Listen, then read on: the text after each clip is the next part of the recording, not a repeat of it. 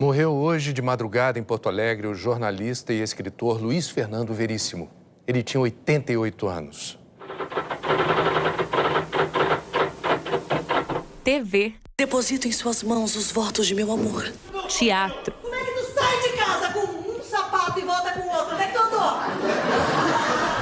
Cinema. A fome é um desejo reincidente. Uma obra que se espalhou de diversas formas depois de ganhar o Brasil nas páginas dos jornais e livros. Para mim é um mistério. Esse sucesso do livro é um mistério, um fenômeno inexplicável. Talvez dê para começar a explicar pelo sobrenome, Veríssimo.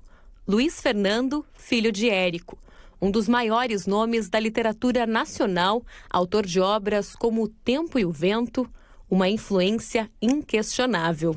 O pai foi um dos primeiros escritores brasileiros a escrever de uma maneira mais informal. E eu acho que eu herdei um pouco isso, essa informalidade da maneira de escrever. Luiz Fernando nasceu em Porto Alegre em 1936. Viveu parte da infância e da adolescência nos Estados Unidos. Nos anos 60, trabalhou como tradutor no Rio, onde se casou com Lúcia Helena Massa, o amor da vida toda. Isso tudo aconteceu porque a Lúcia era uma péssima datilógrafa. Ele resolveu o caso, casando escritório, e se livrar da datilógrafa. Eu acho que foi melhor negócio. De volta à capital gaúcha, a carreira de jornalista começou no jornal Zero Hora. Eu só demorei muito para começar a escrever, né? Comecei com 30 anos, até então não tinha escrito nada. Foram algumas traduções do inglês para o português. E quando comecei a escrever com mais de 30 anos, eu já sabia mais ou menos como fazer, né? O primeiro livro, O Popular, foi lançado em 1973. Ao todo, foram mais de 60 publicações. Crônicas, romances, contos e quadrinhos bem-humorados, que fizeram de Veríssimo um dos autores mais lidos do país. Eu não tenho uma vocação humorística, mas eu consigo, eventualmente, produzir humor, mas é uma coisa mais deliberada, mais pensada do que propriamente espontânea, no meu caso, eu acho. Uma das marcas do humor crítico e sagaz está nas tirinhas que marcaram época.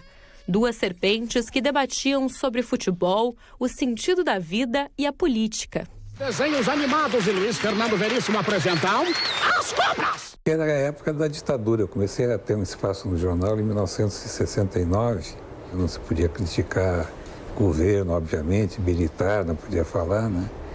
Então, As Cobras foi uma maneira de eu dizer um pouco do que eu gostaria de dizer, mas no texto não daria para dizer. Talvez porque cobra e desenho tem uma conotação assim de coisa infantil, coisa lúdica, que passava pela censura, né? Dentre os personagens mais conhecidos, o analista de Bagé.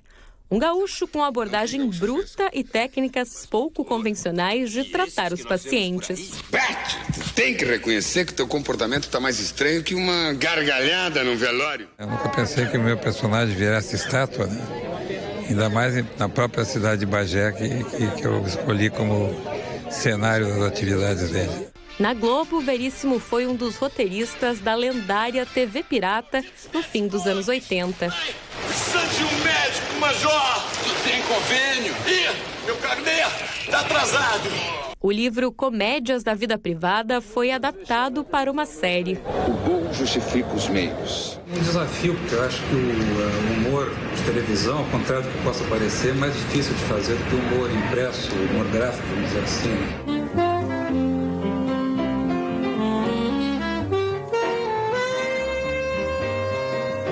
Por trás da desenvoltura com o saxofone, uma de suas grandes paixões, se escondia um homem tímido.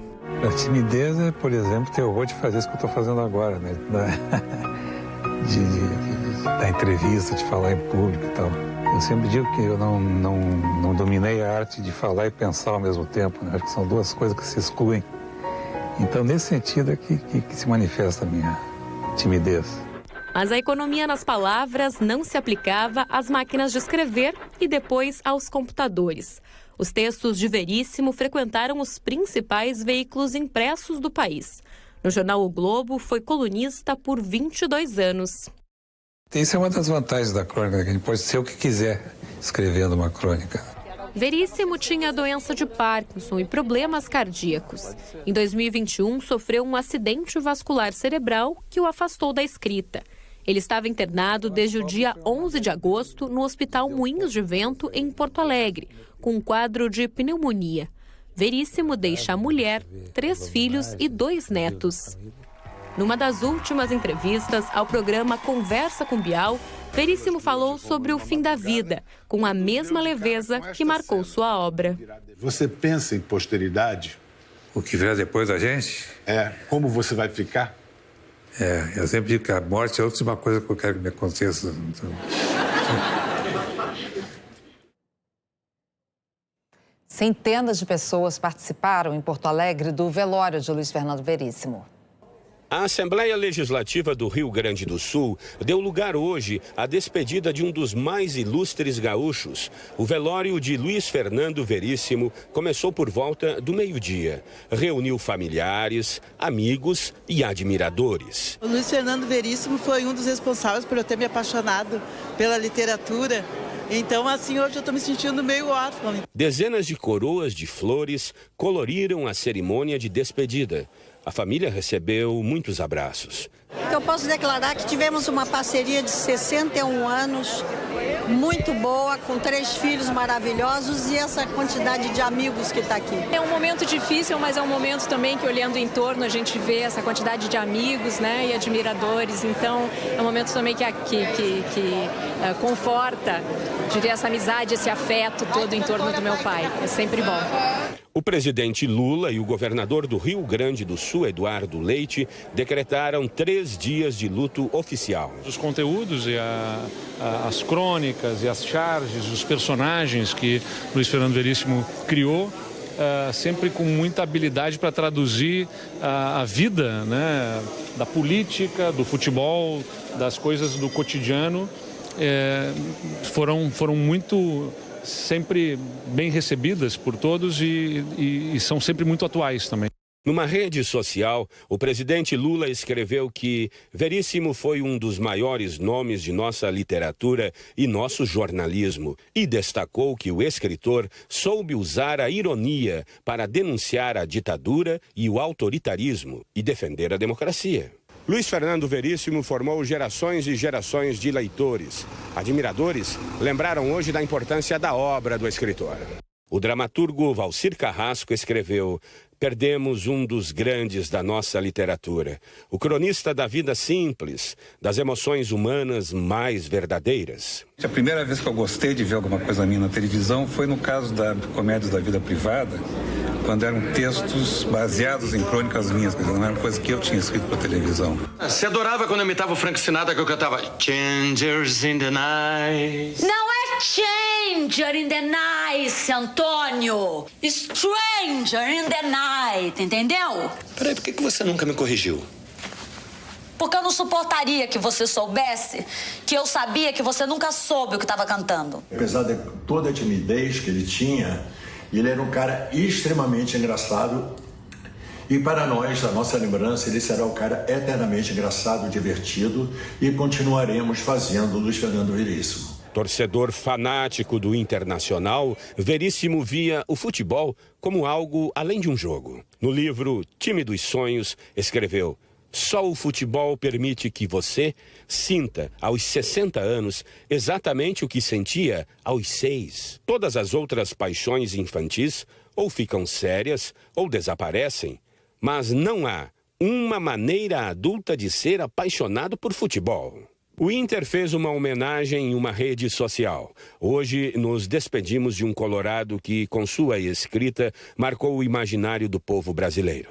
Veríssimo, com o trabalho dele, com a presença dele, ele iluminou a cena cultural do país e ajudou as pessoas a criarem, se expressarem e criarem uma linguagem brasileira, assim. Ele foi um dos grandes nomes do humor no Brasil. Não precisa de mais nada. Leiam Veríssimo com seus filhos, que vai gerar risadas, reflexões e conversa, que é isso que a gente quer. Ele era único e ao mesmo tempo múltiplo. Ele era colunista, ele era romancista, ele era músico, saxofonista, ele era humorista e ele criou personagens que o Brasil nunca vai esquecer. Por exemplo, a velhinha de Taubaté. Eu acho que é um dia de saudade, um dia de celebração da obra dele. E o que a gente tem que fazer é continuar lendo Veríssimo para sempre, porque ele é realmente um autor eterno. Ele foi arejando as mentes, ventilando o coração. O que ele fez de mais impressionante é inventar uma galeria de personagens como se fossem de carne e osso. Ele coloriu a nossa vida, ele nos fez rir e é a primeira vez que ele nos faz chorar.